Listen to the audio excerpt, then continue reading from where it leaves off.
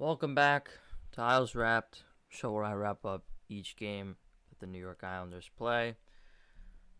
This game, the New York Islanders lost 2-1 to the Detroit Red Wings after holding a 1-0 lead the entire game and having the Red Wings score 2 goals in like 4 minutes at the end of the third period to win the game. Um, I don't even know what to say. Um, this team just sucks. They will always suck, and that's just how it will be. I mean, it's just embarrassing at this point when you score 1 goal in 2 games against one of the worst teams this season.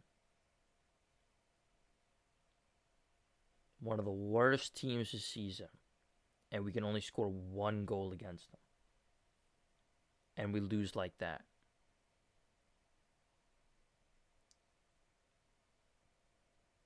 When you hold a 1-0 lead for the whole game and take 6 shots, 9 shots in the first, 6 in the third, or 6 in the second, and 7 in the third, you will not win a hockey game.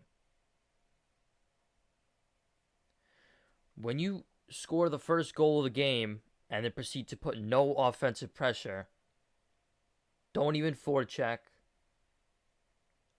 you're not going to win a hockey game.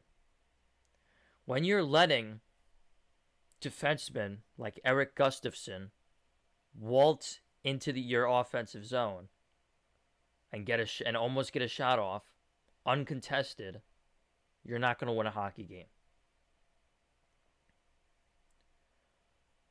When you're Noah Dobson and you see Jonathan Berggren rushing up the ice and you decide to just watch and do nothing, you're not going to win a hockey game. And that's just the truth. And the truth of the matter is, this team just straight up sucks.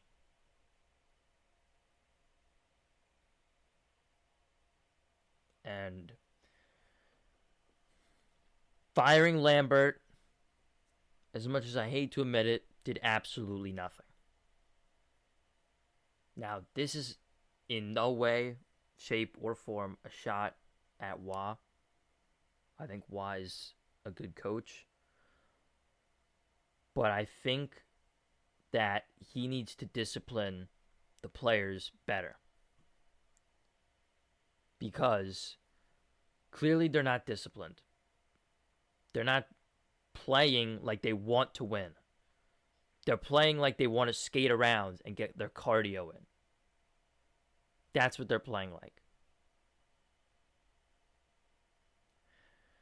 They're playing like they just don't care. Like it's just another, Thursday night down in Detroit skating around on the rink.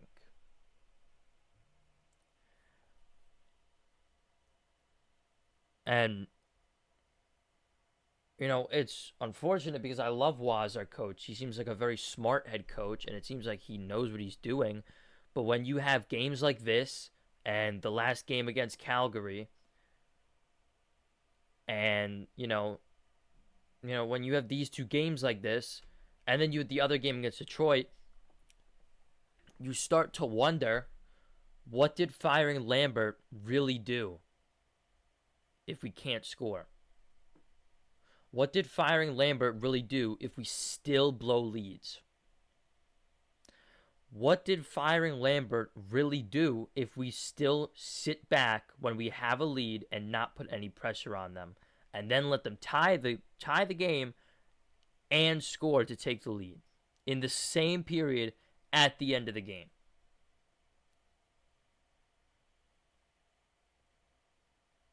What did firing Lambert even do if the team is still the same as last year?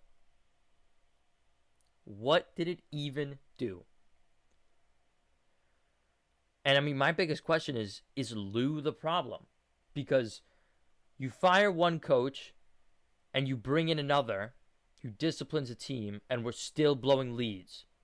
So either he's not disciplining, Watt isn't disciplining the team enough, or maybe Lou just has these guys trapped in this system that they have to play, and it's obviously not working.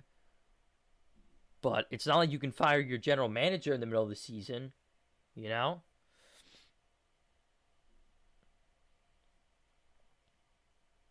I mean, it's just embarrassing.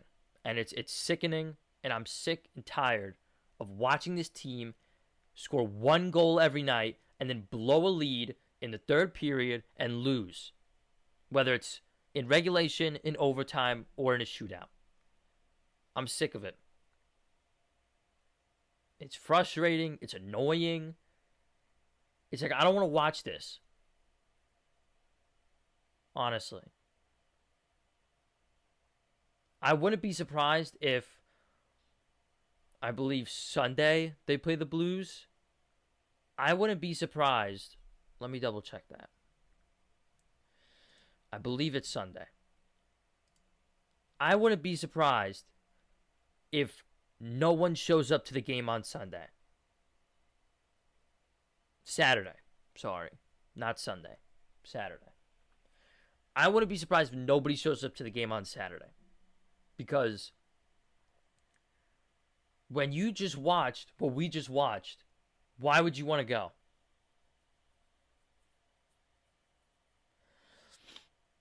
I mean, poor Sorokin is 4-4-3. He's still looking for his 200th win 4 games later. He's still looking for his 200th career win 4 games later. And he can't get it because this team refuses to win easy hockey games. Games that they should be winning, they refuse to win. We're not playing the Winnipeg Jets. We're not playing the Rangers. We're not playing, Minnesota. We're not playing Edmonton. We're not playing a good team. We're playing the Detroit Red Wings. Okay? The Detroit Red Wings. The team that is, I believe, 7th in the entire wild card and second to last in the entire Eastern Conference. I mean, what are we doing? What are we doing? How do we score 1 goal against this garbage team? How? And no, we didn't get goal lead again. We just couldn't do anything. This time, instead of not converting on our chances, like I was talking about last episode, we just couldn't make chances because we just throw the puck around at the players just throw the puck around at each other and hope it lands on their stick.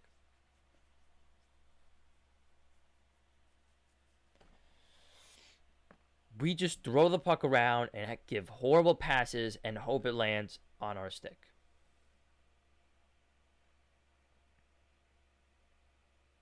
And it's honestly just embarrassing. It's embarrassing.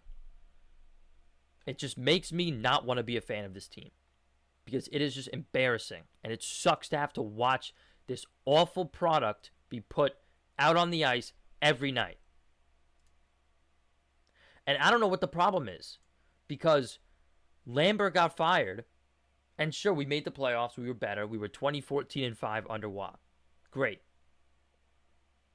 But we come into a full season with Watt, a full offseason, and they look worse. How is that even possible?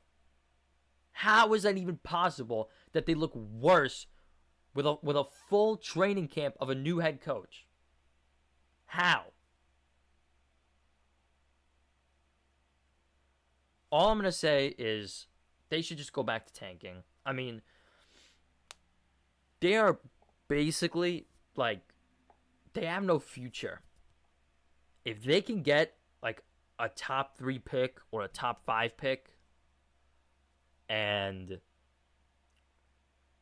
screw it. If they could get a freaking first pick, if they could get first pick and get Hagens, and bring up Iserman from college and have him play and have them play together, this team will be watchable again. Would they be good? Honestly, they probably would.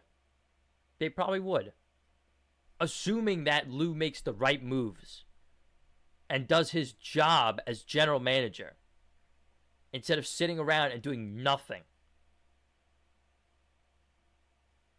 I mean, if anything, this team needed the most moves out of any team this offseason.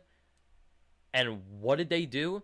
They signed Mike Riley, great signing, and they signed Anthony Duclair, another great signing. But it's not enough. Duclair isn't an 85-point player. Riley isn't going to score goals for us. He can play defense, and maybe he can score a goal or two here.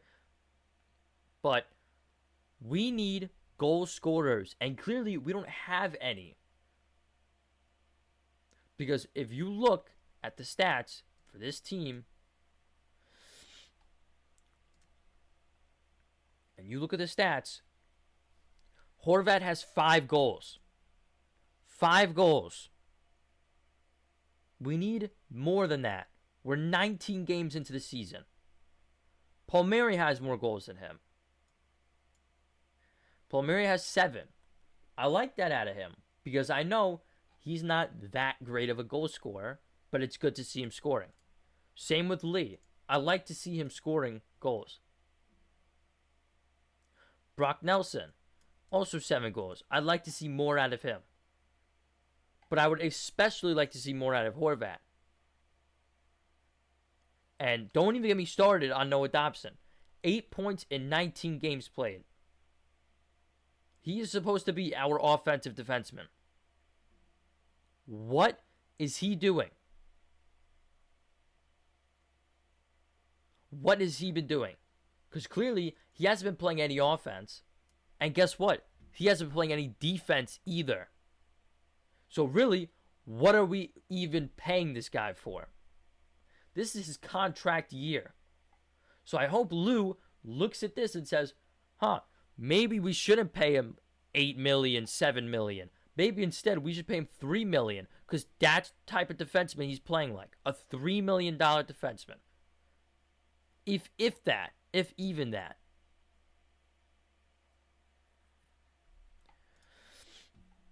But that's just my take on it. And yeah, I mean, it's just sickening. And I'm sick of it. So, thank you guys for watching. And I'll talk to you next time. Peace out.